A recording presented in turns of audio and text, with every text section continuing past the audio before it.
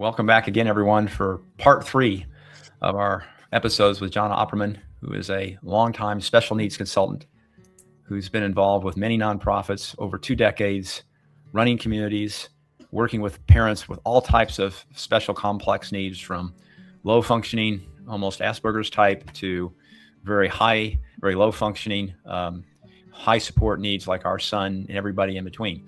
So this final episode, we're going to let Johnna talk about some of the learnings that I had to go through as a parent and as a dad, not really understanding how important certain things were or how to do other things the right way versus the way that just upset everybody. So Johnna, please fire away. Well, first, I just want to say this is not like the first time. Like, we're very honest with each other. And so I don't think any of these things are going to be surprising to you because we had the gloves on and we duked it out when necessary. Right. I think probably the first thing that comes to mind is when I first started working with you guys and you asked me to help with a bunch of different things. And so I put together a proposal, and in it had culture realignment and culture, like solidifying the foundation and, kind of what that meant. And you brushed it off and said, it's one of my favorite things that you've ever done, because now all you do is preach about culture. Is you said, take that off. Hayden and I can handle the culture. And I was like, oh boy, this is how I know you need help with culture, because you don't even know what it is. And so I think that was probably the biggest thing that I remember right out of the gate. And, in the beginning, you were really chomping at the bit that you wanted to see action, action, action, action, action. But some of these soft skills are what lay the foundation of a quality program: relationships, trust, establishing, like, what are your values? How are you going to operate? Who are you going to accept? And actually starting to build the program and making sure that your staff is secure. And then we were able to start building the program. And, I think that the challenge in my experience working with you, but also working with really any parent, is you're often fear driven. And it's a hard shell to get past. It is a protective mechanism that parents have developed because they've been rejected, they've been hurt. Their most vulnerable thing in their life is their child. And so it can come across as an attack. It can come across as a devaluing. You have come across that way many times. And we have had many follow-up calls where we have done coaching calls, and that looks like not stopping to celebrate the wins, right? It's taken heaven and earth to increase enrollment by this number. And because you're also the board chair, right? So there's a bunch of different dynamics there. I think it's really important to dive in for everyone that's listening to understand whether you're starting a nonprofit or not. I think it's just the learnings that I've had with Johnna's guidance are something that would apply to any parent. And I think part of it's generational, right? So my wife and I are almost 70. We turned 70 this year. And so we grew up in the baby boomer generation. And when you had a job, you would show up, 8 o'clock and you'd stay till 5. And it was all about, have you done the things today that you need to get done? And you really didn't bring your personal life into that environment. It wasn't viewed as professional. It wasn't viewed as appropriate. And it was just viewed really as a distraction. That, hey, you're here to work. And the fact that you got a kiddo sick at home, well, you need to handle that, And if you want to be viewed as a professional and on a career track to success, those types of problems should not impact your performance on the job. Well, anyone that's listening to this, if you don't know this already, that is not how you build the kind of culture that we're talking about at John 13. It is like a big family. And you spend a lot of time listening to and building a relationship around what's really important with every team member. Yes. And that might be their dog. In Austin, Texas, some of these dogs that you'll see down at Town Lake on the dog trail are dressed up. They're in a baby stroller. And I can promise you that dog parent is treating that dog as well as you would treat your son or daughter. And when their dog is sick, they're not going to be in, or they're going to be at the vets, and so you think that's a bit crazy, but that's the real world. And Herb Kelleher, who started Southwest Airlines, I think many of you who know the history are familiar that, he said, we don't put our customers first. We put our employees first. And I always thought that was so strange until you think about it. Well, if you have happy employees, if you have a happy team, if you know the Herb's got their back and that they're going to be treated fairly and given the time off they need and the benefits that they need, then the experience they're going to deliver to the passengers on that Southwest Airlines jet is going to be unlike anything else they've experienced. And for many years, I think for the entire time Herb was at the helm, that was the case. And it's sort of the same analog. If the staff is treated well, if they feel valued and heard, And even though they're stressing out for something that seems ridiculous, or even though their car is conked out for the 5th time that week and they have to have some time off to get to the shop or whatever, and you would think, why haven't they figured that out yet? But at least they then will feel like they're important, they're valued, and then that comes through to how they interact with community members. Moms and dads, that's your kiddos, right, that are with our program. So any program you look at, that idea that the staff are treated well and the staff are happy and the team speaks well of the program, and you don't get any underlying sense that they're not saying something, right? You read between the lines and all of a sudden you get a sense, well, a few people seem not to be quite as enthusiastic or pumped up as I thought they might be. Mm-hmm. I think that is something else to look at. Yeah. The fear thing is also interesting, and I do agree with you. I think a lot of parents, including myself, every parent, right, we're concerned about, we always think about why might something not work, and celebrating wins is part of that.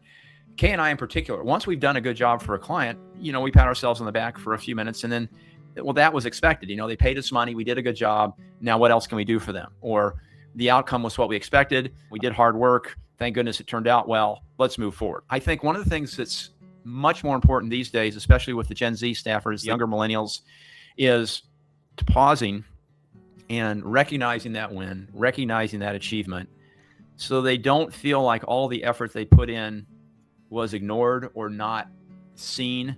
And again, when Kay and I were in professional environments in our 20s, we didn't expect to get pats on the back every time we did something well. We would have our semi-annual reviews, our annual reviews, and that was typically when you would get some sense of, yeah, you're doing a good job, you're going to get a raise, or no, you screwed up here, you need to fix them. And that's not the world we operate in, at least not at John 13, that every win, every opportunity for praise that's deserved, every opportunity for coaching that, hey, you did this fantastic, now here's the next challenge on your ladder of growth. Doing that on a regular basis has really built, I think, the trust and the honesty and the authenticity. And it mitigates the fear. I mean, as a parent, when you start seeing people recognizing not just their wins, but their mistakes on a more regular basis, a lot of that fear starts to fade away because they really have your son or daughter's best interest at heart. I would say fear shows up in multiple different ways. Another way that it shows up is enabling. And that was something that both you and Kay were doing without realizing it pretty vigorously.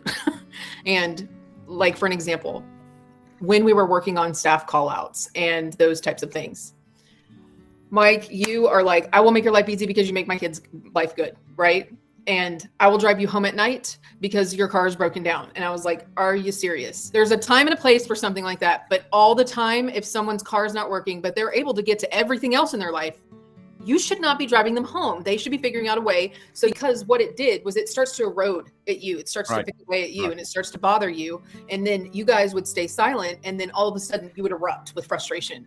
And it would be like, whoa, where's this coming from? You have this huge reaction and response to something that you started. Help me understand. What am I missing? And what I found was that you guys, parents, are so afraid to complain.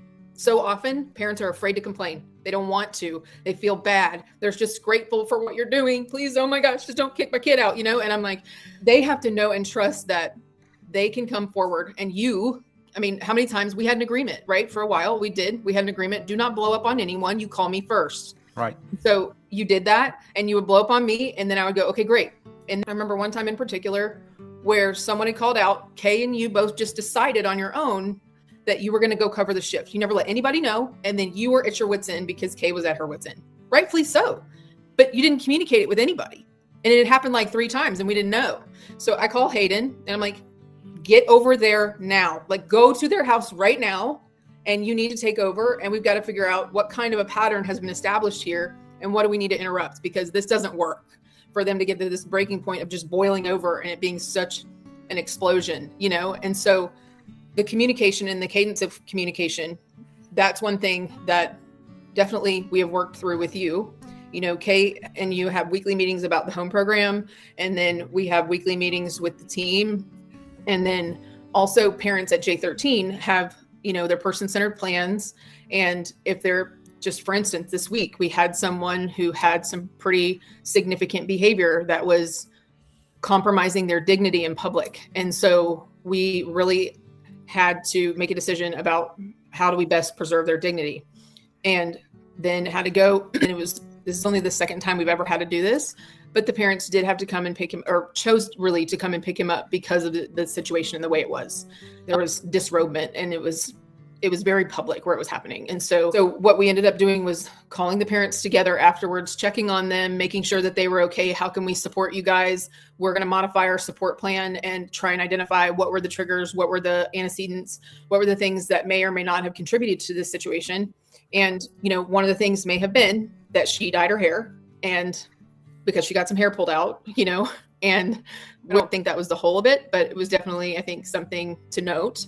However, what we did afterwards is what matters, because we called the parents and said, first and foremost, what we want you to know is this is only the second time we've ever had to do this. And the other one was for a medical emergency, right? They understood it. They understood it completely, and they wanted that dignity for their child. And so first things first, we are committed to figuring this out. We don't know exactly how yet, but we will figure this out. This is not he can't come back on Wednesday. Whatever. It was nothing like that. She knew that. She trusted that. She was so thankful that she wasn't receiving the call from us and fearful that he was going to get kicked out. So mitigating those fears up front, I think, especially for like you and Kay, where you guys had to operate in like a survival mode almost, because, you don't want to scare anybody away, or you don't want to change that and change gears on people. But when you weren't communicating things, like when they came up, so like we came up with like the 24-hour rule. If something is bothering you and it is still in your brain for 24 hours, you're literally robbing yourself, your loved one, the staff, and the organization of the opportunity to improve and productivity, because it starts to zap you, and it's what the app is just running and draining you. And so we have this all, we have an agreement, and then we make agreements around what are the targets? When do you think you can accomplish this? By when? What do you need to be able to accomplish this? And then if something goes off track, then we quickly communicate, okay, this is what we know to be true. This is what I know. This is the obstacles that I face. And now we have to make a new agreement around the target date, or what the target number, or whatever it is, the goal that we set, or the agreement that we made. So from a parent's perspective, I think there's just some super important points about communications, because I've talked about this before on other episodes, but we've never dived into it in a way that Johnna has dived into that makes it real. So how do you know that a program you're looking at is going to have the kind of communications that Johnna just described?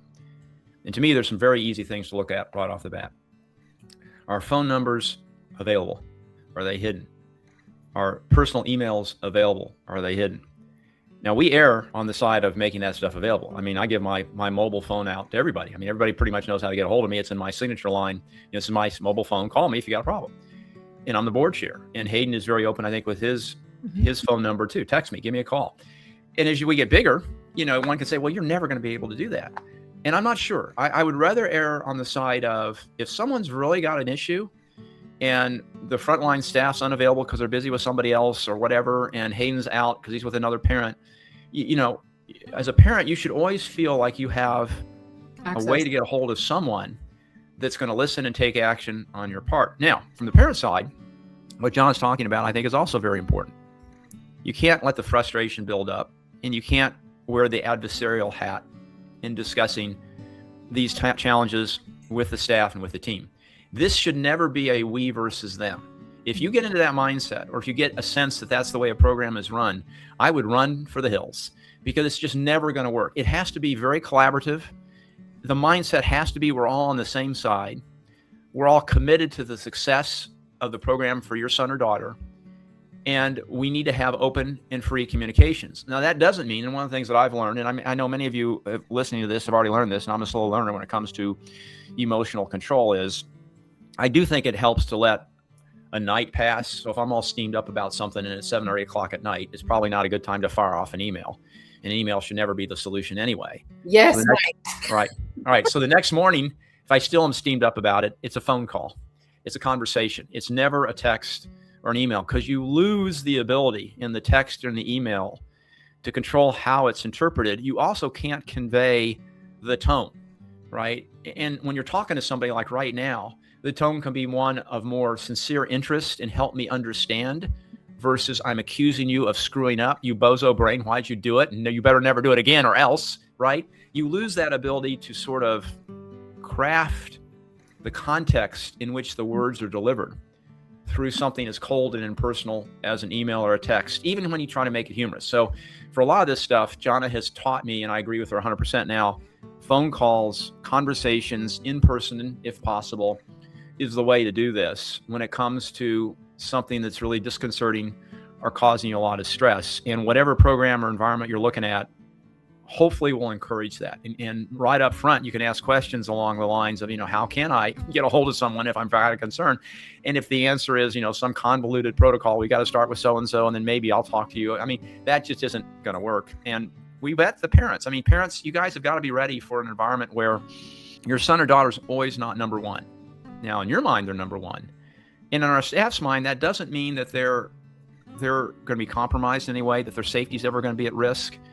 But some cases, it's better for them not to get what they're asking for every time they ask for it, and learn some patience, right? And how to get along with peers, and how to put up with sitting down for 5 minutes, even when they'd like to be climbing on the wall because it's not their turn. I know in some cases that might seem inappropriate because, we're paying all this money. We're supposed to make sure that our son and daughter is always having joy and fun. But we all know that's not going to happen all the time. And so there are some compromises that I think in the moment you feel have to be made, but in the long term really are for the benefit of your child or daughter growing and interacting well with their peers. And it certainly makes for a more human program, a more real program that's sustainable, and it's going to be in the best interest of everybody down the road. I agree wholeheartedly. I think especially in a residential setting, your child is going to be living perhaps for the first time with other neurodiverse individuals who don't give a flip what their triggers are. They just don't. And so learning tolerance and learning how, which is part of the reason that we started the R2R program, the Respite to Residential. It's a way to prepare the staff, the parents, the community members, and just really everyone, and how residential is it's the deep end, of when you're running a program. And so doing as much as possible to make sure that everyone is prepared before we launch that long-term initiative, that is the goal. It is also for the parents to see what comes up when, and it's learning on a smaller scale and failing on a smaller scale, so that, because like I said, you're going to fail. It's just accept it. What do you do with it is what matters. I think that is true. I would say it may not even be that they're not considered number one. It's that because they're number one, and the challenge that they need to face and the challenges that they're facing, they need to grow in, is uncomfortable, right? But I love programs that push and continue to push to become the best version of themselves versus they just arrive and that's who they are. There's not a plan for any kind of growth or development. And pushing obviously depends on each individual, right? Absolutely. Like pushing our son, there's certain things he's never going to be able to do or only able to do down the road with an awful lot of effort. And we won't necessarily give up on those. However, right? He was never going to climb either. I know. And now he's a master climber. I understand. But I do want parents to understand, while your son or daughter is going to be challenged, and while we believe strongly in community outings, so every day our crew is out in the community doing things, whether it's vocational stuff, it's part-time jobs, it's rec stuff. We feel that's super important. And that setting alone can be challenging to certain guys and gals that just haven't been exposed to that. But I do think we try to push everyone based upon where they're at and where we think they want to go and where we think they're going to have some joy and some excitement. And their parents have a big input in that as well. Yes, right. They're part of that and approve that.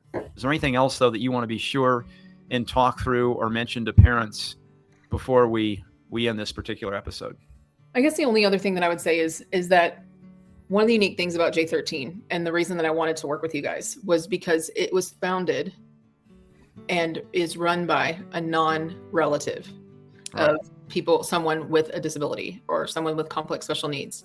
I felt like I worked with so many nonprofits that the parents are the founders, and that has its own challenges, and so does having a new leader.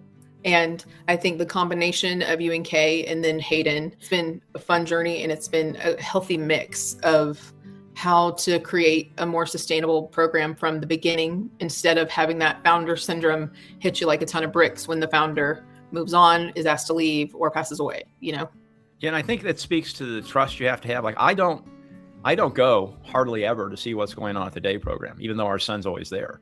I mean, Hayden and his team run the show. And, he's the executive director. He interacts with the parents. I don't interact with most of the parents. So compared to how we've run our own entrepreneurial ventures over decades, this is very much hands off. we certainly have a say and we can certainly express our opinion. But when push comes to shove, we have to let Hayden do it the way, he wants to do it. And that's the integrity of the program. No parent, I don't care how much money they donate or how important they are in connections with the community, no parent can really dictate the course for whatever program you're looking at for it to be sustainable and successful long term. I mean, we've talked a lot of programs that have gone down that path and they're in a world of hurt right now, or they're no longer viable, or who knows what, right? And so I think there's that honest realization that even though you helped start something, there are other people that were part of that founding group and they don't have skin in the game in terms of a child. And so they can actually manage, run, and grow the program in a much fairer, much better way than a parent who automatically is going to be biased to leaning into what's best for their kiddo. Yeah. So to conclude, we talked about communications.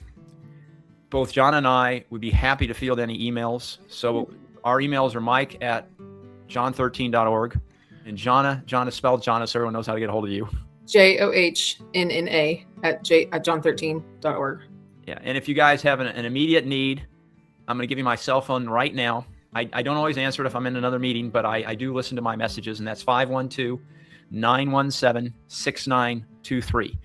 And I've talked to moms in other countries around the world. I can't always answer your questions. But what we're trying to do, besides having boots on the ground here in Austin, Texas, is on this podcast, we're trying to share the techniques, the approaches, the tricks, the tips that we've learned that you then can take to start your own program or to pick a program or whatever it is you want to do. I mean, I think that's part of the reason that we're all here. Our namesake is John 13. It comes from the Bible verse, Jesus washing the feet of the apostles. I mean, we're here to serve, and we're not too proud or too highfalutin not to serve the lowest of the low or the folks that are in the greatest need. So please feel comfortable reaching out to us if you want to. Yes. Thank you so much. Have a great rest of your week. Come back next week. I'm not sure what we're going to talk about next week yet, but we'll have something fun and exciting. I promise. See ya.